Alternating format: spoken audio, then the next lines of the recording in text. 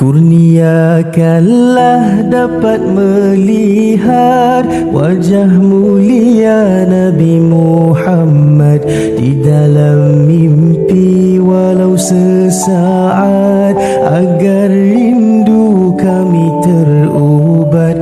Kurniakanlah dapat melihat wajah mulia Nabi Muhammad di dalam mimpi walau sesaat, agar rindu kami terubat.